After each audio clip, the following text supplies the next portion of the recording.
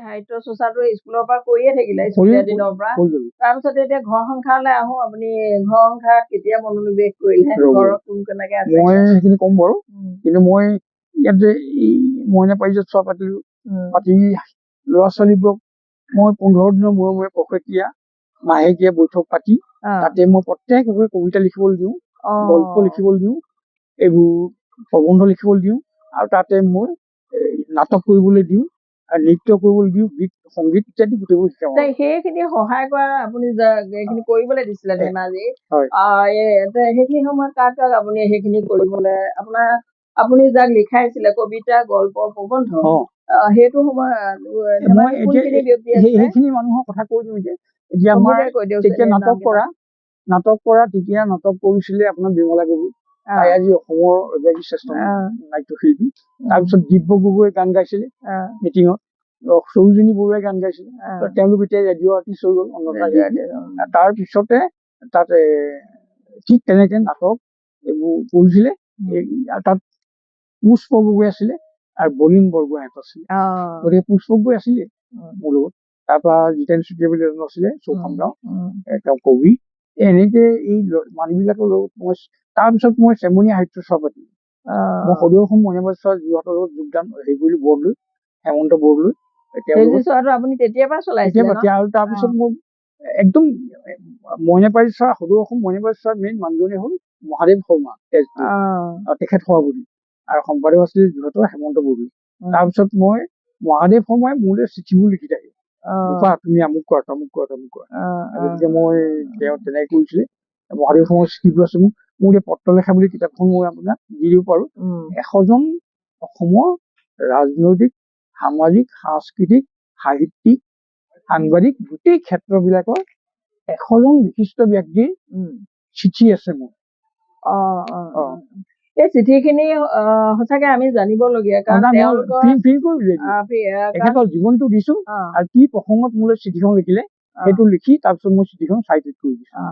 যুগলতাত আছে আপোনাৰ ৰচনাৱলী প্ৰথম খণ্ডটো, মই আজি লৈ যাব লাগিব।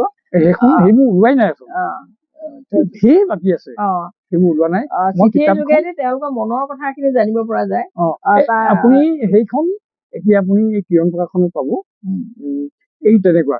তাৰপিছত মই ধেমাজি বুৰঞ্জী লিখিলো, ধেমাজিয়ে নহয় গোটেই উত্তৰ পূৰ্বাঞ্চলটো, ঢকুৱাখানা, ঘিলামৰা, মাছখোৱা, বৰদলৈ, ধেমাজি, শিৱগাঁও, জোনাই মহকুমা। আগতেতো ঢকুৱাখানা ধেমাজি একেটা মহকুমা, আৰু গোটেই ঢকুৱাখানা বহুত মানুহ ধেমাজিত আছে।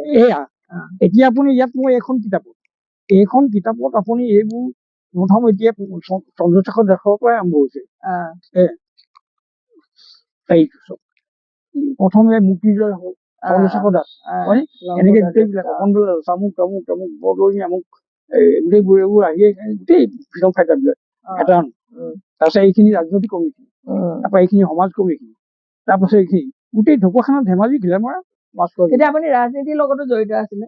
ৰাজনীতি মই তেনেকে নাই, ৰাজনীতি মানে মই যুৱক সংঘৰ নিচিনা আৰু যুৱ কংগ্ৰেছ বুলি অকমান কৰিছিলো, যিহেতু আপুনি মানে নিজে নগলেও আনে জড়িত কৰাই দিয়েতো, সমাজত ওলাই থকা মানুহজনক জড়িত কৰাব বিচাৰে, তেনেকুৱা। মানে আজি এখন মিটিঙলৈ মাতিলে, কাইলৈ সেইখনলৈ মাতিলে, কেতিয়াবা আপোনাৰ কাৰোবাৰ অনুৰোধ ৰক্ষাটো আপুনি কৰিবলগীয়া হয়, তেতিয়া কংগ্ৰেছ কৰোতেও এতিয়া 5জন মুখ্যমন্ত্ৰীয়ে মোৰ একদম ঘনিষ্ঠ।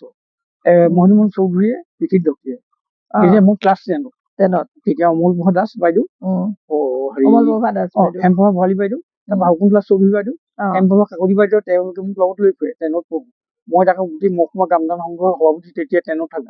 আকৌ তাৰপিছত মই নিজৰ গাঁওখনৰ মই প্ৰাথমিক গামোদুৱা সমিতিৰ সভাপতি, তেতিয়া মই 10ত পঢ়ি আছো। তেওঁ মানে লৈ গ'ল গাড়ী, মনমোহন চৌধুৰী আগত বহে, বাইদেউ পিছত বহে, মই পিছতে বহো। তাৰপিছতে তেনেকে যাওঁতে তেখেতে চিনি পায়, মই শ্বিলঙত পঢ়াবলৈ লৈ যাওঁ। এতিয়া চিফ মিনিষ্টাৰ হোৱাই নাই, স্পীকাৰ হৈছিল। তাৰপিছত আৰু চিফ মিনিষ্টাৰ হৈ মোক পঢ়াবলৈ নি গ'লো, মোক নালাগে ছাৰ, মই ঘৰতে থাকিম, ইয়াত থাকিম, সেইটো গ'ল। শৰঠুঙৰ ঘৰতো একেলগতে ভাত খাওঁ, তাৰমানে ললিতলৈ মই আৰু শৰঠুঙ, তাৰপৰা ভাতটো খাওঁ, আৰু ভাত খাওঁতে ইমান নিৰামিষ মানুহ, এনেকুৱা সাংঘাতিক মানুহ, মানে দালি অকণমান, ভাজি অকণমান আৰু আলু পিটিকা, ভাতটো তেনেকে দিছে। চিফ মিনিষ্টাৰ নিৰামিষ নিৰামিষ একদম আছাম পুৰে মহেন্দ্ৰ মোহন প্ৰেচিডেণ্ট আৰু আমছবি মানে আপোনাৰ চিফ মিনিষ্টাৰ অদ্ভুত। কিন্তু তেওঁ মন্ত্ৰীসভাৰ এজন মন্ত্ৰী ৰাজহ মন্ত্ৰী আছিলে আপোনাৰ তেওঁ হ'ল আপোনাৰ পৰমানন্দ গগৈ তিনিচুকীয়া পৰমাগুৰি ভাত খাবলৈ মাতিলে পৰমাগুৰি তাত আকৌ মাছে মাংস ভৈ নদীকে একেবাৰে খাল বহাই দিছে কেনেকৈ খায় তেনেকুৱা তেখেতসকলৰ এইটো নৈতিকতা সেইটো বহুত শৰসিংহ মহেন্দ্ৰ মোহন চৌধুৰী তেখেতসকলৰ ৰাজনৈতিক জীৱনটো আজি ৰাজনৈতিক জীৱনৰ লগতো কেতিয়াও নিমিলে আকাশ পাতাল পাৰ্থক্য তেওঁলোক মাটিৰ মানুহ আছিলে শৰসিংহৰ বিষয়ে এটা সৰু উদাহৰণ দিওঁ মই আপোনাক যে তেখেত মুখ্যমন্ত্ৰী হৈয়ে তাৰপিছতে তেখেতে ট্ৰেইনখনত উঠি দিলে গুৱাহাটীৰ পল্টন বজাৰত ট্ৰেইনত উঠি ধেমাজি ষ্টেচন পাবি লগত এটা পিয়নো নাই চকীদাৰো নাই সাধাৰণ মানুহ এটাও নাই এই হেৰি ব্লেংকেটখন ছটিয়াই দিলে ডাঙৰ হলু চুল পাঞ্জাবী চুলাগল আৰু হাউচ পিন্ধি তাৰপিছত ষ্টেচনৰ পৰা খোজকাঢ়ি আহিলে আমি তিনিজনে মই জিতেন চুটি আৰু অনিলতই তাতে ৰৈ আছিলো এই ধেমাজি তিনিআলি আমি কথা পাতি থাকো আৰু তাকো বুলি এইজন দেখোন হেৰি মুখ্যমন্ত্ৰী নিচিনা লাগিছে শৰসিংহ তাৰপৰা ওচৰলৈ হয় শৰসিংহ আহক ছাৰ বুলি মাতি নি আমি সেই তেতিয়া ইয়াত চাগিতা ডাকবঙলাটো আছিলে সেই তাতে তেখেতক নি বহুৱালো ক'ত বহুৱালে আপুনি ক'ত বহুৱালো বুলি ক'লে ডাকবঙলা এটা হৈছে আৰু তাতে বহাইছে তাতে চাংবঙলা তাতে বহুৱালো তাৰপৰা একেবাৰে হাবি কচু শাক বুটলি আনি তাৰপিছত আৰু এইবোৰ মাগুৰ মাছ শিঙি মাছ দি বনাই মেলি তেওঁক ভাতকেইটা খুৱাই দিলোঁ আৰু তেওঁ মানুহবোৰক খবৰ দিলোঁ মানুহ আহিব মুখ্যমন্ত্ৰী আহিছে বুলি ক'লে একদম সেয়া আহিলে আহি ডাঙৰকে মিটিং হৈ গধূলি তেওঁ আকৌ ব্লেংকেটখন ছটিয়াই লৈ ট্ৰেইনত উঠি গুচি গ'লগে এতিয়া মুখ্যমন্ত্ৰী বুলি ক'লে কেইদিনমান আগত পুলিচ চিকিউৰিটি মাৰিব হেৰি কৰিব চাইৰেন মাৰিব তেওঁলোকে মই এটা কথা ভাবি থাকো আগৰ সময় আৰু এতিয়া সময়ৰ মাজত মই বহুত পাৰ্থক্য দেখিছো মানে মই এতিয়া বা পলিটিক্স এটা আহিছে ৰাজনীতি বহুত খোৱা কামোৰ লাগিছে মই এইটো ক'বলৈ সেইটো এতিয়া নিৰাপত্তা লাগে মই সেইটো মানি লৈছো মই যিহেতু ল'ৰা ছোৱালী পঢ়াও মই ক্লাছ 6ৰ দুটা ক্লাছ লওঁ পঢ়াইছো তাত ল'ৰা ছোৱালীৰ বিষয়ে উদ্ভণ্ডালি মই যিটো দেখিছো গতিকে এতিয়া আৰু সেই আমাৰ দিন কিমান পাৰ্থক্য আমাৰ এইটো জীৱনতে আমি ইমানেই পাৰ্থক্য পাইছো গতিকে আচৰিত কথা আমি স্কুললৈ আহো সেই মথাউৰিটো এনেকে গৈ পেলাই আপোনাৰ যে পিডব্লিউডি হোৱা নাই নহয় বিশ্ব পঢ়িলে হয় এনেকে মথাউৰিটো দিয়ে আহি পেলাই পানী গৈছো গুৰুবাতে দিয়ে সেই মথাউৰিটো আমি মথাউৰিটো গৈ থাকোতে মানুহ এজন চুটি চাপৰ কংগ্ৰেছী টুপিটো লগাই লৈ একদম শকতকে চুলন্ত চুটি চাপৰ মানুহটো আহি আছে বিষ্ণুবাদী আমি ৰাস্তাত লগ পাইছো এই মথাউৰি চাবলৈ গৈছিলে মথাউৰি গৈছিলে বুজিছেনে কেনেকুৱা মানুহ মুখ্যমন্ত্ৰী আহিলো কিন্তু মুখ্যমন্ত্ৰী বিষ্ণুবাদী আপোনাৰ খোজকাঢ়ি পেলাই গৈ আছে মথাউৰি মামগাঁৱী আমি স্কুল আহোঁতে লগ পাইছো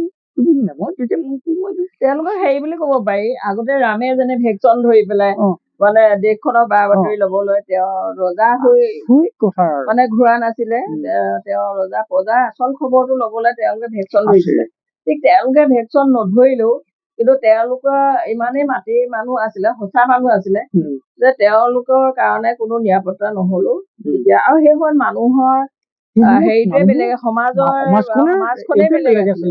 সমাজখনেই বেলেগ আছিলে এতিয়া সমাজখনৰ এনেই উদ্ভণ্ডালি কৰিবলৈও দুজন গোট খাব একো নকৰিলেও এনেই গোট খাব মই যে তাৰপিছত আৰু মইতো আপোনাৰ ঠিক স্কুল পঢ়িছিলো ৭৭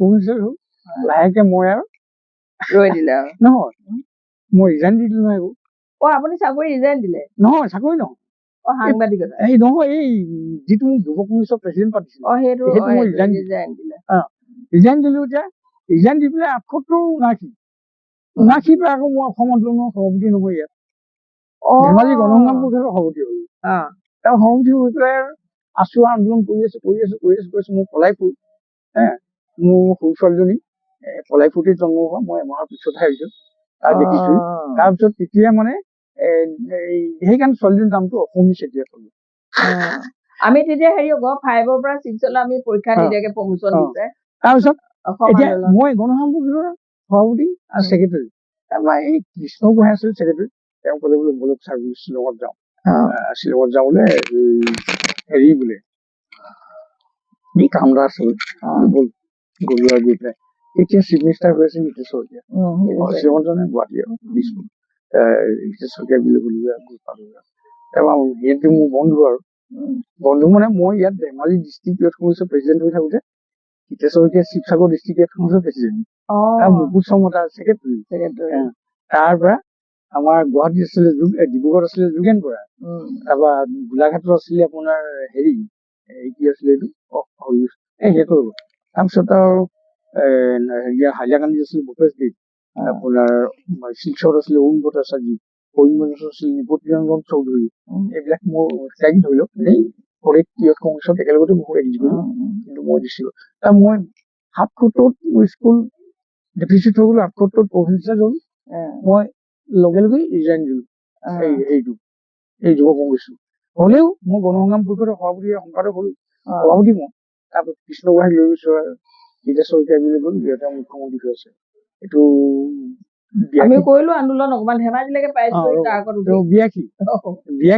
বিয়াশী তাৰপিছত গৈছো আৰু গৈ পেলাই তেতিয়া বৰ্ধনটো দিছে হিতেশ শইকীয়া এইখিনি মতে গলো আৰু গৈ পালোগে শৰ্মা মুকুট শৰ্মাক কৈছে এই চাওকচোন আমাৰ চেতিয়া আহিলে বোলে একদম আন্দোলনকাৰী নহয় একদম আমাৰ বিৰুদ্ধে বিৰাট আন্দোলন কৰি আছে বোলে গণসংগ্ৰাম পৰিষদৰ সভাপতি বুলি আহিছে আহি পেলাই মোক কৈছে কওক চেতিয়া কি কাৰণে এইটো সময়ত কোনকেইখন জিলাত কোন কেনেকে মানুহ মানে দায়িত্ব লৈ আছে শিক্ষিতৰ পৰা আৰম্ভ কৰি এই কথাখিনি মানে ওলাই থাকে আমাৰ দেউতাহঁতৰ মুখতে মই এই কথাটো গাঁও মানে মৌজাটো ঢকুৱাখানা মৌজা তেওঁলোকে কৈ দিব পাৰে যে আশীত খুব বেছি হৈছে আৰু সামৰিক আইন জাৰি কৰিলে মই গৈছো লীলাকগৈ নাহিলে সাহিত্যসভাৰ তাৰপৰা কৈছে আমাৰ প্ৰধান সম্পাদক অসম সাহিত্যসভা নগেন শইকীয়া গৈ আছে আৰু সহকাৰী সম্পাদক থানেশ্বৰ বৰা গৈ আছে উমেশ তুমি তেখেতসকলক সহায় কৰি দিবা মই আনি পেলাই চি চি প্ৰগ্ৰামত মিটিং পাতিলো তাতে সাহিত্য ভাষণ পাতি দিলো চি চি প্ৰগ্ৰাম সাহিত্য ভাষা ৮০ চনৰ জন্ম তাৰ পৰা আহি পেলাই মই বিষ্ণুপুৰত এখন মিটিং কৰিলো তেখেতসকলক লৈ গৈছো নগেন শইকীয়া তাৰপিছত নি আকৌ তাতো সাহিত্য ভাষণ পাতিলো তাৰপৰা পাতি পেলাই মানে এতিয়া এই গণসংগ্ৰাম পৰিষদৰ ছাকচেছ হ'ল বুলি ভাবিলে আপুনি কৃতকাৰ্য হ'ল একেবাৰে কৃতকাৰ্য নহল সেইটো কিমান হ'ল মই যেতিয়া তেওঁলোকে বিজয় উৎসৱ পাতি পেলাই গৈ আছে যেতিয়া ৮৫ এতিয়া মই সেই বিজয় সমুদ্ৰত যোৱা নাই মই অকলে উল্টাকে এফালে খোজকাঢ়ি গৈ আছো বিজয় নহল হোৱা কাৰণটো আপুনি মূল কাৰণটো কি বুলি ভাবে মূল কাৰণটো কি আৰু তেওঁলোকে মানে এইটো কেতিয়াও মানি ল'ব নালাগিছিলে যে ঠিক আছে তোমালোকে মানি ল'বা কিন্তু তোমালোকে চুক্তিখনো কৰিছা এই বিদেশী বহিষ্কাৰ কৰিব কিন্তু তোমালোকে এইটো একেবাৰে মানে হেৰিটো কৰি আৰু ৰাজনীতি কৰিবৰ কাৰণে কৰিলে আৰু ৰাজনীতি গাদীত কৰিব কাৰণে তাৰপিছতে মই সিমান ভাল নাপাওঁ মই সৰুতে গৈ থাকোঁ কৈছিলো লাখ মান বা দুৰ্ভাগ্য বক্তৃতাটো কোনে মাৰে ভৰতমহে মাৰি এতিয়াতো ভৰতমহ আছিলে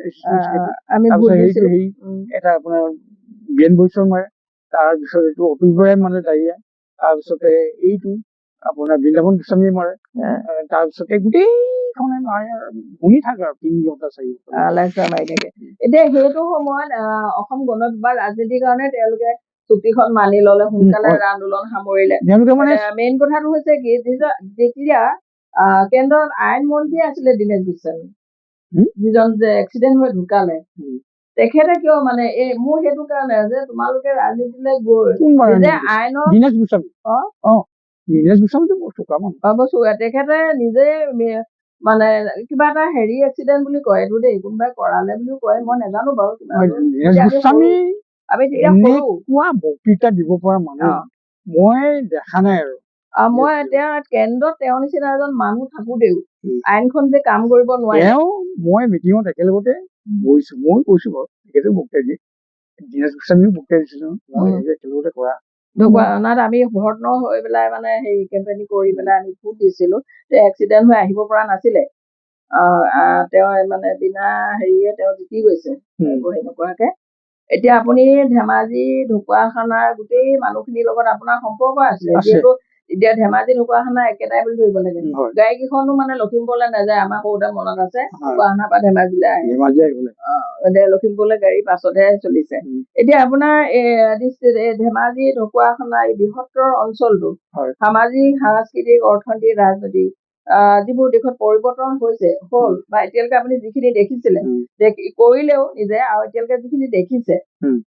তাৰ ভিতৰত একেবাৰে উল্লেখযোগ্য পৰিৱৰ্তনটো আপুনি এনেই এটা চমুকে দুলাইন কওক। মই আচলতে আপোনাক কওঁ, এই পৰিৱৰ্তনটো আমাৰ আহিছে আগৰ যিখিনি শিক্ষা পদ্ধতি, আগৰ শিক্ষা পদ্ধতিটো আজিৰ যুগৰ শিক্ষা পদ্ধতিৰ লগত নিমিলে। এতিয়া এজন ল'ৰাক এটা টান কথাও ক'ব নোৱাৰি, শাস্তিটো দিবই নোৱাৰি। কিন্তু সেই সময়তটো আমাক কিবা এটা দুখ লগালো, 1 ডজন গেট দিয়ে এখন হাতত, এইখন হাতত 1 ডজন দিয়ে। গতিকে তথাপি তেতিয়া কোনো হেৰি নাছিলে, শিক্ষকক মানে ক'বলৈ যোৱা নাছিলে গাৰ্জেনে কেতিয়াও গৈ পেলাই নকয় পিত আমাৰ ল'ৰা দুষ্টৰ কাৰণেহে মানে সেইটো নকয়গে। তাৰমানে ইমানেই মানে শিক্ষকৰ প্ৰতি আমাৰ ভক্তি আছিলে আৰু মানুহজনো শিক্ষকজনৰ এনেকুৱা মানে আপোনাৰ এটা ব্যক্তিত্ব আপুনি ভাবিব নোৱাৰে। মোৰ শিক্ষাগুৰু LP স্কুল আছে লক্ষীনাথ দত্ত। তেখেতে মোৰ ঘৰুৱা অৱস্থা খুব বেয়া, দেউতাই ফটা গেঞ্জিটো পিন্ধি থাকে, লোকৰ ঘৰত হাজিৰা কৰি পেলাই ধান কেইটামান মাৰি এই খুটি 3টা মাৰি বৰদলাখন দি পেলাই ধোঁৱা দি পেলাই ঢেঁকীত ধান খুন্দি পেলাই ভাত খুৱায়। আমাৰ মা সৰুতে ঢুকাইছে একেবাৰে। তাৰপিছত তেনেকুৱা অৱস্থাত তাৰপিছত আৰু সেই লক্ষীনাথ দত্ত ছাৰে তেতিয়া মোক অ-শ্ৰেণীৰ পৰা 3য় শ্ৰেণীলৈকে কিতাপ পত্ৰ বহিব দিলে, চব তেখেতে দিয়ে মোক। আৰু মই তেখেতক শিক্ষাগুৰু বুলি, একদম আদি শিক্ষাগুৰু বুলি এনেকুৱাকে তেওঁক মানো যে মই তেখেতৰ গুৰিত বছৰেকত বিহু হলে মই তেখেতৰ গুৰিত গৈ সেৱা এটা লওঁগে, মোৰ ল'ৰা ছোৱালী কেইটাও লৈ যাওঁ, মাইকী মানুহ নিওঁ, আৰু মই তেখেতক সেৱা এটা কৰি আহোঁগে, আৰু তেখেতে মোক খুব আশীৰ্বাদ দিয়ে। আৰু তেনেকে সেই তেখেতৰ মৃত্যুত আমি গোটেই ছাত্ৰখিনিয়ে এখন এযোৰা গায়ন লগালো তেখেতৰ দোহাত। তেখেতৰ ল'ৰা নাছিলে, ছোৱালী আছিল। তাৰপিছত গায়ন লগাই তেনেকে আমি কৰিলো। ইমান ভাল। আৰু সেই যিটো আমাৰ নৈতিক যিটো চিন্তাধাৰা, আমাৰ যিটো নৈতিক চিন্তাধাৰা, এই নৈতিক চিন্তাধাৰাটো আমি ইমান নৈতিক আছিলো, এই চিন্তাধাৰাটো বৰ্তমান শিক্ষা ব্যৱস্থাত নোহোৱাৰ কাৰণেই আজিকালি উশৃংখল হৈ গ'ল। বাৰু এতিয়া আমি ধৰি লওক শিক্ষাগুৰুসকলক ইমান ভয় কৰিছিলো, মানিছিলো, এতিয়া আপুনি এতিয়া ছাত্ৰ ছাত্ৰীক পাইছেনে তেনেকুৱাকে? এতিয়াতো ছাত্ৰ ছাত্ৰী খুব পাম বাৰু। মই এতিয়া ধৰি লওক ক্লাছ 10তে পঢ়াব, এতিয়াও তেনেকুৱা নাই পোৱা। তথাপিতো মই এতিয়া ৰিটায়াৰ হোৱা, মই এতিয়া 99 ৰিটায়াৰ হলো, 99 ৰিটায়াৰ হলো। তেতিয়ালৈকে কৈছে অলপ ভালেই পাই আছিলো, ঠিকেই আছিলে। 21 শতিকাৰ বেছি পাইছো, বেছি আৰু 21 শতিকালৈকে অলপ ঠিকেই আছিলে। 21 শতিকাত মই এইটো পৰিৱৰ্তনটো বেছি দেখিছো, পৰিৱৰ্তনটো তেনেকে হেৰি কৰি আছে। এতিয়া আপোনাৰ পৰিয়াল ঘৰ? মই আচলতে ককাই ভাই কেইজন? মোৰ দেউতাৰ নাম আছিলে লালেশ্বৰ চেতিয়া, আৰু মই মোৰ ভাইটি এজন জন্ম হোৱাৰ পিছতে মা ঢুকালে। তাৰপৰা ভাইটিক মই হাতখনে খোজ কঢ়াই ধৰি লৈ ফুৰো চোতালত, তেনেকুৱা অৱস্থা। তাৰপিছত আৰু মাটো নাই। তাৰ পৰা দেউতা আকৌ বিয়া পাতিলে নে? নাই, পাতিলে পিছত পাতিলো। সেইটো বিয়া বুলি নকয়, এগৰাকী পানী বিধৱা মানুহ, বুঢ়ী বয়সস্থ মানুহ, তেখেতসকলক আনিলে মানে মোক তেওঁ যদিও মাহীয়াই হয়, মোৰ একদম নিজৰ ল'ৰা নিচিনা মন কৰে, এনেকুৱা। তাৰপিছত আৰু এতিয়া সেই তেখেতৰ 2টা পুত্ৰ, মই আৰু মোৰ ভাইটি দেৱেশ্বৰ চেতিয়া। তেখেতৰ দুজন হ'ল? দুজনে। তাৰপিছত মা ঢুকালেই নহয়। তাৰপিছত আপোনাৰ 4জন ককাই ভাই? 4জন ককাই ভাই? 4জন ককাই ভাই নহয়, আমাৰ এই 2জনহে আমাৰ ককাই ভাই হ'ল। আপোনাৰ মাৰ 2জন, ইফালে মাহী মাৰ নাই, নাই। তাৰপিছত এই তেওঁ 8 মানলৈকে পঢ়িলে আৰু 8, 9লৈকে পঢ়িলে। তেখেত আছে নাই এতিয়া? নাই, ঢুকালে। তাৰপিছতে তেওঁক মই বোলো মই কলেজত পঢ়িবলৈ যাওঁ, চাকৰিটো মই তোমাক দি দিম আৰু। তাৰপৰা মোৰ মখমদীপতি আছিলে, ইয়াত মখমদীপতি কলো, মখমদীপতি কলে যে ইয়াত ইলেকশ্যন অফিচত পষ্টটো আছে, এতিয়া দি দিব পাৰো। যে মুখ্যমন্ত্ৰী ক'লে যে আপুনি তেতিয়া আৰু পঢ়া ল'ৰা মানুহখিনিয়ে চাকৰি পায় নহয় দৰমহা নাপাব কাৰণ ট্ৰেইনি অহাই নাই এপইণ্টমেণ্ট পোৱাই নাই গতিকে আপুনি ইয়াত কৰিলে কেনেকে দৰমহা পাব আপোনাকতো ঠিকাতে এতিয়া দৰমহা লাগে গতিকে আপুনি ফিচাৰী অফিচত যাওক মই লিখি দিছোঁ ফিচাৰী অফিচত ফোন কৰি দিলে ল'ৰাটোক ভাইটোক চাকৰি দি দিলে পিয়নৰ চাকৰি তাৰপিছতে মই আকৌ দৈদী পুতেক এটা আছিলে তাকো দি দিলোঁ চকীদাৰ তেনেকে সেইটো অফিচত দি দিলোঁ অফিচবিলাকত প্ৰতিটো অফিচৰে মানুহক চাকৰি দিলোঁ এতিয়া ইৰিগেশ্যন অফিচত দিলোঁ 6টা PW অফিচত দিলোঁ তাৰপিছত বাহিৰৰ মানুহ তাৰপৰা শিক্ষক দিলোঁ 22-23জন মাষ্টৰ এইবোৰ ক'বই নোৱাৰে তামোলো খোৱা নাই মই নিজেই নাম লিখি দি লোৱা লিষ্টত হৈ গ'লে তেতিয়া সেইটো আন্তৰিকতাটো বেলেগ আহিছে মাত খা লগাইছেহি আৰু লগাইছে কথাখিনি কৈছে সঁচা কথা কয় এতিয়া আপুনি এতিয়া যদি আপুনি চাকৰি দিবলগীয়া হয় ন আপোনাক সহস্ৰ মিছা কথা ক'বহি কোৱাহি যে সেইখন ঘৰত হয়তো চাকৰি নাই এতিয়া মানে থাকিলেও নাই বুলি ক'ব তেনেকুৱা এটা পৰিৱেশ এতিয়া হৈছে গতিকে আগৰ সেইটো বেলেগ আছিলে আগৰটোৰ লগত এতিয়াতো নিমিলে আপুনি যিহেতু ধেমাজি জিলাৰ প্ৰথম হাইটেক পেঞ্চনাৰ হাইটেক পেঞ্চনাৰটো হ'ল এই হাইটেক পেঞ্চনাৰটো কিমান চনত হৈছিলে মই ৰিটায়াৰ হ'লো 99 পিছত মোৰ পেঞ্চনটো হৈছেগে আৰু পিছত হৈছে গুৱাহাটীত মানে পেঞ্চন দায়িত্ব তাত লাগি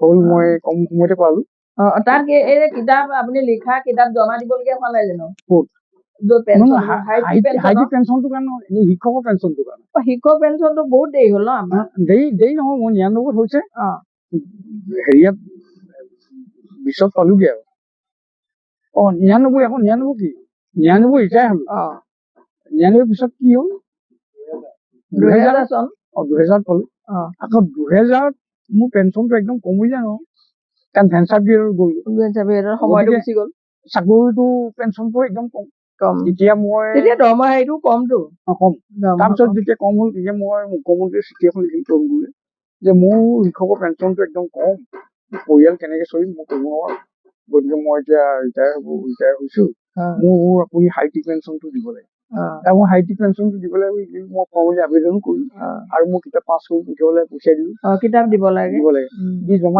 দিলে ফৰ্মেলি গ'ল আৰু চিফ মিনিষ্টাৰলৈ চিঠিখন লিখিছো চিফ মিনিষ্টাৰে তাৰপিছত 4-5 সঁচাকে মোক সেই হাইটেক পেঞ্চনটো 2001 লগাই দিলে গতিকে সেই তাত 8,000 টকাটো আৰু এইফালে টকা 12,000 প্ৰায় 20,000 তেনেকে চলি যাব এতিয়া সেইটো গৈ পেলাই অকণ বাঢ়িছেগে আৰু 20,000 হৈছিলে এটা পালে 2000 চনত এটা 2000 আপুনি হাইটেক পেঞ্চনটো পালে তেতিয়াতো ডাঙৰ এতিয়া আপোনাৰ ল'ৰা ছোৱালী তাৰমানে মই বিয়া পাতিছো 68 কিন্তু মই আপোনাক সন্দিগ্ধতে জানিম বাৰু গতিকে মই আপোনাক এটা অপ্ৰিয় সত্যটো কওঁ মই যেতিয়া BA পাছ কৰি BA পাছৰ ৰিজাল্টটো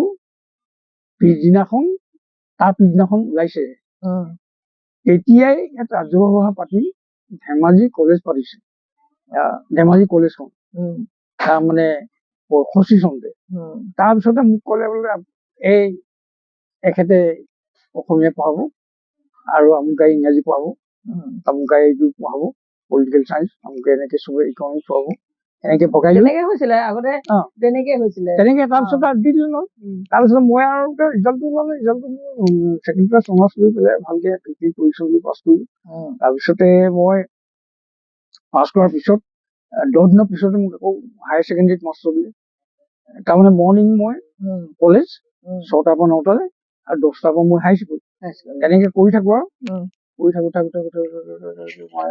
পটকে মানে এদিন দেউতাই মানে মোক মানে খুব খেদা দিলে তাৰমানে দেউতাটো এতিয়া বৰলা মানুহ গতিকে মই এতিয়া ভাতটো খাওঁ বুলি ধৰিলো ভাত বোৱাৰী এজনী বিয়া কৰা নাই তই ভাত খাবলৈ আহিছো খেদিলে খৰিয়াল তাৰপিছত মই দৌৰ মাৰি পলালো তাৰপিছত আৰু মোৰ বন্ধুকেইটাক কৰিলো এনেকুৱা বন্ধুকেইটাই আৰু কোনো কথা নাই বাৰ্তা নাই চিধা লৈ গ'ল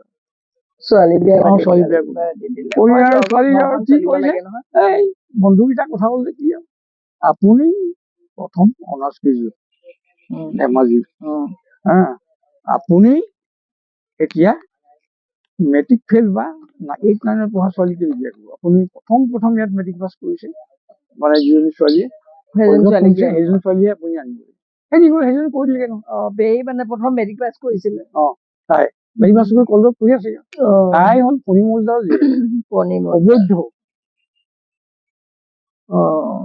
ইয়াত বামুণ এইবোৰ বামুণী এজনী বিয়া কৰা নাই তাইৰ নামটো সেইকাৰণে মাকে ফণিলতাই থলে ফণিলতা বৰগোহাঁই আৰু ফণি বৰগোহাঁই তাৰপিছত মানুহটোৱে হেৰি বনখন নিদিছিলে নহয় বান্ধি লৈ খুব শাস্তি দিয়াতে দিলে গতিকে তেনেকুৱা কৰি স্বীকৃতি দিলে আৰু তাৰ স্বীকৃতি দি হেৰি কৰিলে আৰু তাৰপিছতে সেই ফণিলতাক বিয়া কৰিছিল কৰাওঁতে তাই আৰু বিয়া কৰি থাকিল খুব ধুনীয়া হেৰি আৰু শিক্ষিত ছোৱালী চোকা ছোৱালী চেনি থাকে ফাৰ্ষ্ট হৈছিল তাৰপিছতে তাই লিখা মেলা কৰে লিখা মেলা কৰে পেহীৰ নামটো কি এতিয়া তাই ফণিলতা বৰগোহাঁই তাৰপৰা লিখা মেলা কৰিছিল লিখা মেলা কৰি আৰু ধুনীয়াকে পাৰে গল্প চল্প লিখে কাহিনী ভাল আপোনাৰ পৰা সহায়ো পালে আপুনি দেখুৱাইও দিবলগীয়া হৈছিলে নে নাই তেওঁ আগৰ পৰাই লিখে আগৰ পৰাই পঢ়ি থাকোতে তাই চোকা ছোৱালী মই লিখো তেওঁ লিখে পৰিপূৰক হৈ যায় ন তেওঁ তাৰপিছতে এনেকে বিয়া কৰি দিলে আহিলো আনি সাধাৰণতে এটা মই আকৌ ইয়াত থাকি ল'বলগীয়া হ'ল টাউনত মই গোৱাল চাপৰিৰ পৰা আহিব নোৱাৰো গতিকে ইয়াতে ভাড়া ঘৰ লৈ গোটেই মকমধিপতিও আছে আৰু পৰ্দাজিত ময়ো তাতে ভাড়া ঘৰ লৈ এইখিনি কাষতে থাকো মকমধিপতি এতিয়া স্পেচিয়েল অফিচাৰ প্ৰফুল্ল ফুকন মকমধিপতি হোৱা নাই তাৰমানে মকমৰ পিছতে হৈছে প্ৰফুল্ল ফুকন হ'ল বিহু ফুকনৰ বাপেক তেওঁক মানুহবোৰে বদল ফুকন বুলি কয় তাৰমানে সদায় খাই থাকে তাই এইবোৰ কলমৰ লগত সম্পৰ্ক নাই তাৰপিছত সেই তাতে থাকিলো তাতে মোক এনেই সাধাৰণ খুটখাতকে কাজিয়া হ'ল আৰু সেইটোতে আৰু একদম চিঞৰ-বাখৰ কৰি আৰু মাকে আকৌ সেই ওচৰতে থাকে নহয় তাতে এই ভীম গোহাঁই বুলি এটা ভায়েক এটা আছে নহয় আৰু গটাপানী বুলি এটা আছে আহি সিহঁতি মোক আৰু মাৰ লগত কৰি আৰু তাৰপিছত মানে ছোৱালীজনী লৈ গুচি গ'ল আৰু তাৰপিছত আৰু মই আৰু নিশাটো মানে তাতে নিসংগ হৈ বহি থাকিলো তাৰপিছত থাকিলো মই ঘৰলৈ গ'লোগে তাৰপিছত মই স্কুললৈ তাৰ পৰা আহিবলৈ ধৰিলো আৰু আহি ইয়াতে থাকো থাকিলেও মই তাত নাই আৰু বেলেগত থাকি আৰু তাৰপিছত মই এতিয়া অহা যোৱা কৰি থাকো আৰু নাহে কিমান বছৰ তাৰপৰা মোৰ এদিন আৰু খং উঠিলে বোলো তাই মানে সেই চাকৰি এটাও মই দি দিলো তাইক এই প্ৰথম যিখন MV স্কুল গাৰ্লছ MV খুবলীয়া এই গাৰ্লছ MV খনতে তেওঁক দি দিলো চাকৰি মই মানে মিনিষ্টাৰ কলেই দি দিয়ে আৰু কথাটো কৈ দিয়ে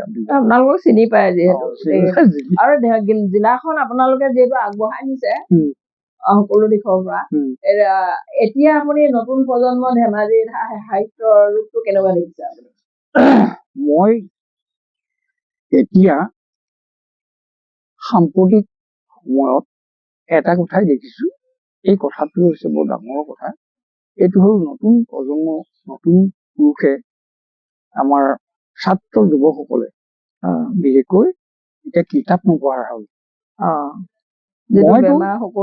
কিতাপ নপঢ়া মই মোৰ গাঁৱত মই ক্লাছ 8ত থাকোঁতেই প্ৰগতি পুথিভঁৰাল ছেক্ৰেটাৰী হৈ ভাগি পৰিছিলে মই ছেক্ৰেটাৰী হৈ পেলাই বনাই 6,000 কিতাপ আছিলে আৰু তেতিয়া ইয়াত ৰমেশ কুলি ডাঙৰীয়া প্ৰজেক্ট অফিচাৰ আছিলে আৰু ছচিয়েল এডুকেশ্যন অফিচাৰ আছিলে হেৰি ভগীৰথ মেধি মই সেই কিতাপবোৰ তেওঁলোকে দিয়ে একেবাৰে পেংগুইন বুক চিৰিজৰ পৰা আৰম্ভ কৰি তাৰপৰা মই আমাৰখিনি অসমীয়া ভাষাৰ কিতাপখিনি মই প্ৰায়খিনি পঢ়িলো তাৰপিছত মই শিক্ষানী পুথিভঁৰাল বুলি আছে য'ত হোমেন বৰগোহাঁই কিতাপ পঢ়ি তাতো মই পঢ়িলো তাৰপিছতে হোমেন বৰগোহাঁই ঢকুৱাখানা তাৰ পৰা পঢ়িছিলে বেঞ্চখনতে শুই লয় হেৰি নামৰ বৰামদি পালো এই শিক্ষানী পুথিভঁৰালটো তাৰপিছতে এই সেইটো পুথিভঁৰাল ঢকুৱাখানাত আছিলে নহয় এই ধেমাজিতে আছিলে এতিয়া আজিকালি গাঁৱত পুথিভঁৰাল আছে বাৰু কিন্তু ল'ৰা ছোৱালীয়ে যে মোবাইলত ইণ্টাৰেষ্ট কিতাপ নপঢ়ে এতিয়া অকল মোবাইল আসক্তি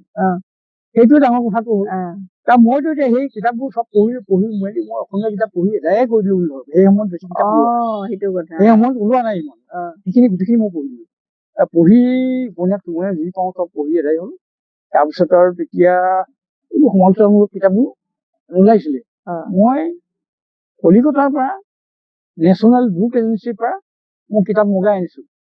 আপোনাৰ যিটো নেশ্যনেল লাইব্ৰেৰী সুকুমাৰ সেনৰ ভাষাতত্ত্ববিদ সুকুমাৰ সেনৰ ভাষাতত্ত্বৰ কথা, তাৰ পৰা কি ভট্টাচাৰ্য আছিলে তাৰ মানে আপোনাৰ সাহিত্যৰ কথা, তাৰপিছত উপন্যাসেৰ কথা, ছোটগল্পেৰ কথা, এইবোৰ মই তাৰ বেংগলী কিতাপ আনি পঢ়ি আপুনি যেতিয়া বেংগলীও আপুনি বেংগলী পঢ়িয়ে মই গোটেই অভিজ্ঞতা লৈছো। নাই এইটো কাৰণে মানে আগৰ মানুহে ইংৰাজী অসমীয়া বেংগলীটো মানে সমানে পঢ়িছিলে। বেংগলী সকলে অসমীয়াতকৈ বেছি কিতাপ পঢ়ে, হয় নে কথা? অসমীয়া মানুহে কিতাপ কেতিয়াবা নপঢ়া হ'ল বাৰু কওকচোন? আগতে পঢ়িছিলে, এতিয়া কেলে নপঢ়ে অসমীয়া মানুহ? অকল মোবাইলটোৱে আমাৰ গাতো দুৰ্যোগ হৈছে। এতিয়া মোবাইলটো কিবা এটা চাওঁ বুলি কৈ ক'বা পাওঁগে গুচি যায় সময়টো। এই সময়ত ধৰি লওক মোৰ পিছৰ চামটো আছিলে ধৰি লওক দিব্য চুতীয়া দেই, প্ৰফেচাৰ দিব্য চুতীয়া আমাৰ ইয়াৰ বা অমীয় সন্দিকৈ মোৰ দদাইদেউ হয়। বুজিছো। অমীয় সন্দিকৈ হওক বা দিব্য চুতীয়া হওক প্ৰফেচাৰ হওক, তেওঁ ইংৰাজী প্ৰফেচাৰ অসমীয়া প্ৰফেচাৰ। তাৰ পৰা এনেকুৱাকে হ'ল ধৰি লওক সত্য গগৈ হওক, মানে হেৰি হওক ঘিলামৰা সত্য গগৈ, এই চামটো আমাৰ পিছৰ চামটো মানুহে খুব কিতাপ পঢ়িলে। আমাৰ পিছৰ চামৰ সিহঁতি খুব পঢ়িলে। তাৰপিছত কিন্তু এতিয়া বৰ্তমান অন্তত তাতকৈ পিছলৈকে পঢ়িলে আৰু এটা চামলৈকে পঢ়ি তাৰ পিছৰ পৰা এতিয়া কিতাপ নপঢ়া। সেই নপঢ়াটো মূল কাৰণটো হ'ল এই ডিজিটেল। ডিজিটেল ন? ঠিক আছে, এইটো ডিজিটেল ন? এতিয়া আমিবোৰ মানে এতিয়া নতুন প্ৰজন্মইটো কিতাপ পঢ়িব লাগে বুলিতো সেইটো সকলোৱে কয়। এতিয়া আমাৰ নিচিনা এইবোৰ মানে উঠি অহা মানুহখিনিক আপুনি কি সাহিত্যৰ বিষয়ে মানে খুব সহজে কেনেধৰণে গ'লে মানে বেকা বেকিকে গ'লেতো মানে বহুত দীঘল ৰাস্তা, খুব চমুৱাই গ'লে আমি এইবোৰ অকণমান মানে আপোনালোকৰ দৰে কিবা এটা লিখিবলৈ বা পঢ়িবলৈ কিবা এটা সাহস পাওঁ। তাৰ বিষয়ে আপুনি কি ক'ব বাৰু? আমি মানে যিবোৰ একেবাৰে নাজানো, মই নিজকে কৈছো। কোনটো কথা ক'লে? এনে আমি এতিয়া লিখিব বিচাৰো, লিখা মেলা মই ইয়াত লিখাৰ কাৰণে সেই যে তাত যে মই যে মইনা পাৰিজাত চোৱা খুলিলো আৰু মই যে আপোনাৰ চেমনীয়া চোৱা খুলিলো খুলি মই তেওঁলোকক লিখিবলৈ শিকাওঁ, কবিতা লিখিবলৈ শিকাওঁ। এতিয়া ধেমাজিত পুষ্পা চুতীয়া আহিলে, আহি পেলাই এইখিনি লিখি আনিলে, নি পেলাই মোৰ ঘৰতে থাকিলে। পুষ্পা চুতীয়া চিনি পাওঁ, চিনি পাই নহয়? তাৰপিছত সেই তাৰ পৰা বহুত বহি আৰু চাই মই সেই 60টামান কবিতা বাছি দিলো, দি পেলাই নামটো নিৰ্জনতা শব্দ সেইটো দিলে আৰু কবিতা পুথিখনৰ নামটো। সেই তেনেকে মই আত্মকথাখিনিও লিখি দিওঁ।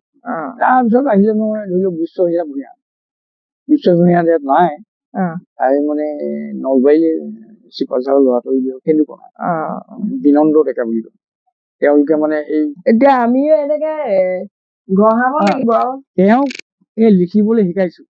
তাৰপিছতে এনেকুৱাকে আমাৰ গোটেইবোৰ দিব্য গগৈ, বিমলা গগৈৰ পৰা আৰম্ভ কৰি এইবিলাক সকলোকে শিকালে। পুষ্প গগৈ লিখাবলৈ শিকাইছো, পুষ্প গগৈ শিকাইছো। তাৰপিছত বলিন বৰগোহাঁইক শিকাইছো। এইবোৰ কৰি মই লিখিবলৈ শিকাওঁ মানুহবোৰক। এনেকে লিখিব, মোৰ অহা আপোনাৰ আচলতে বহুত দেৰিয়ে হ'ল, মোকো শিকাব অকণমান। মই ভাল পাম, এনেকে লিখিবলৈ মন যায়। এতিয়া মেইন কথা হৈছে মোৰ ব্যক্তিগত বহুত তাৰমানে মোৰ কলেজত পঢ়ি থাকোতে অনাৰ্চ কোৰ্চত পঢ়ি আছো নহয়। তাৰপিছতে আৰু এতিয়া আকৌ পঢ়াত চলিয়ে আকৌ বৰ কাৰা নহয়, প্ৰশ্ন সোধে, প্ৰশ্ন নোৱাৰিলে আকৌ বেঞ্চৰ ওপৰত থিয় কৰাই দিম। তাত তেনেকুৱা ধৰণৰ তাৰ পঢ়াত চলি অহা প্ৰশ্ন সোধে নহয়, মই ঘপকে উঠি কথাটো কৈ দিম, ইটো প্ৰশ্ন সোধে মই কৈ দিম। তাৰ পৰা মোক এই শিৱসাগৰ টাউনৰ যিখিনি ল'ৰা, অসীম নহয় দেই, টাউনৰ ল'ৰাখিনি মোক দম দিলে, বেছি দেখুৱাইছো। মানে পঢ়াৰ কাৰণে হিংসা লাগিলে। সেইটো আগতেও আছিলে, আজিকালিও আছে। ধৰি লওক কোনোবা এগৰাকী আগবাঢ়ি গ'লে পাছফালৰ পৰা অকমান হেঁচুকি দিয়া মানুহ এতিয়াও আছে, নহয় জানো? তেওঁলোক সেই ক্ষেত্ৰত আপুনি একেবাৰে চমুৱাই কি ক'ব? সেইটো ক্ষেত্ৰত এই যে মানুহবোৰক যে ঠেলা মাৰে একদম প্ৰত্যেকটো এতিয়াও মোৰ বোলে আহিয়ে থাকিব। এতিয়া সদ্যহতে সেই যে ৰঞ্জিত সিঙে কিতাপ লিখি পটককে এতিয়া সেই জিলা সাহিত্য সভাপতি হ'ল। ৰঞ্জিত সিঙে কিতাপখন লিখিলে, কবিতা পুথিখন লিখিলে, লিখি পেলাই মোৰ বুলি আনিলে। মই সেইখন চাই উলিয়াই দিলোঁ। উলিয়াই দি সেইখন হৈ গ'ল। সেইখন যে উলিয়ালে ডাঙৰ সাহিত্যিকে হৈ গ'ল, সাহিত্য সভাপতি হৈ গ'ল। সাহিত্য সভাপতি হ'ল। তেনেকুৱাকে গোটেইবোৰকে আৰু মুঠতে মই আপোনাক কলো আৰু আজি এই যে সাংবাদিক ল'ৰাকেইটা যে আছে, সাংবাদিক ল'ৰাকেইটা মই প্ৰত্যেকটোকে অচিনি ল'ৰাক মই হাতত ধৰি মই নিজে নিউজবিলাক লিখিয়ে দিওঁ, পঠিয়াই দিওঁ তালৈ। নিউজবোৰ সি কপি কৰি পঠিয়াই দিয়ে, ওলাই যায়, মই লিখি দিওঁ। তাৰ পাছত সি নিজে লিখিছে পিছত, বহুত দিনৰ পিছত। তাৰপৰা এই হৰেন্দ্ৰ শৰ্মা আছিলে, এইটো বীৰেন কোঁৱৰ, সাংবাদিক, গোটেই সাংবাদিক বিলাকো বনাইছো মই, সাহিত্যিক বিলাক। ধেমাজিখনৰ আল্টিমেটলি আপুনি বনালে। এতিয়া নতুন প্ৰজন্ম আপুনি অভিভাৱক হিচাপে তেখেতসকলে আপুনি কি আহ্বান কৰিব? কোনে? আপুনি এতিয়া নতুন প্ৰজন্ম, আপুনি এইখিনি বনাই দিলে, মানুহ বনালো, কিন্তু আকৌ আৰু পাছৰ উঠিছে নহয় নতুন প্ৰজন্মটো, তেওঁলোকৰ প্ৰতি আপোনাৰ এনে এষাৰ কৈ দিলে। এতিয়া মই এই বয়সতো 4-10 বছৰ বয়সতো মই এতিয়াও মই আশা এৰি দিয়া নাছিলো। মই আজি কেইদিনমানৰ আগতে মনে মনে ভাবিছো, মই এই সৰু সৰু ল'ৰাবিলাকক মই এইবোৰ লিখা মেলা শিকাবৰ কাৰণে অনুষ্ঠান এটা কৰো। কুঁহিপাত কুমলীয়া আপুনি এইটো জন্ম দিছে নেকি? মই জন্ম দিম বুলি ভাবিয়ে আছিলো, এতিয়াও ভাবি আছিলো। দি সিহঁতক মই এই কুঁহিপাতৰ পৰা আৰম্ভ কৰি শিকাই লিখাই লৈ যাম বুলি ভাবিছো, লাহে লাহে এনেকে বুলি ভাবিছিলো। কিন্তু নোৱাৰিগে নহয়, শক্তিয়ে নোকোলে, বয়সটো গলেই। আকৌ পাৰিব, কিন্তু আজিকালি ল'ৰা ছোৱালীবোৰ যিটো উৎপাত, যিকেইটা ঠাণ্ডাকে আহে সেইকেইটাক পাৰিব বাৰু দেই, নোৱাৰে বুলি নকওঁ মই আপোনাক। আপোনাৰ এতিয়াও এটা কৰাৰ মন যে আছে, পাৰিলে আপুনি চেষ্টা কৰক, আমিও সহযোগিতা আগবঢ়াম। মই এই বৰ্ণনি লেখিকাত প্ৰথম অংশগ্ৰহণ কৰিছিলো সাহিত্য জগতৰ। তেতিয়া কাইলৈ যাব লাগে, মিটিঙলৈ মাতিলে, বহুত দেৰিকে মোৰ, তাৰপিছত যাবলৈ, মই এতিয়া কাইলৈ কি কৰিমগে? তেতিয়া মই এনেই এটা কবিতা লিখিছিলো, হোৱাই নোহোৱাই আৰু খুব মানে কষ্টৰে জন্ম দিছো তাত। আৰু তেনেকে মানে সেই 2-4টা জন্ম দি পেলাই গুৱাহাটীলৈ পঠিয়ালো। তাৰ পাছতে এমাহ নে 1.5 মাহৰ ভিতৰত মই লিখিছিলো এখন কবিতা পুথি। এইটোতো মানে ভাবিব নোৱাৰি, আপুনি এনেই অকণমান চকু ফুৰাই দিবচোন।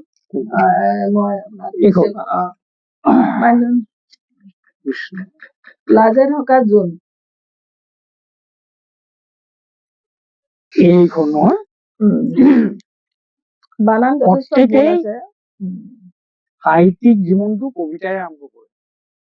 ধেমাজি জিলাৰ প্ৰথম সাহিত্যিক, পেঞ্চনাৰ, জ্যেষ্ঠ সাংবাদিক, শিক্ষাবিদ, সমাজকৰ্মী, সকলো ক্ষেত্ৰতে অগ্ৰগণী ব্যক্তি সন্মানীয় উমেশ চেতিয়া মহাশয়ৰ বৰ্ণিল জীৱনৰ সাক্ষাৎকাৰটি লওঁতে তেখেতৰ জীৱনৰ বহু কথা থাকি গ'ল। পৰৱৰ্তী সময়ত তেখেতৰ লগত কথা পাতিবলৈ যত্ন কৰিম।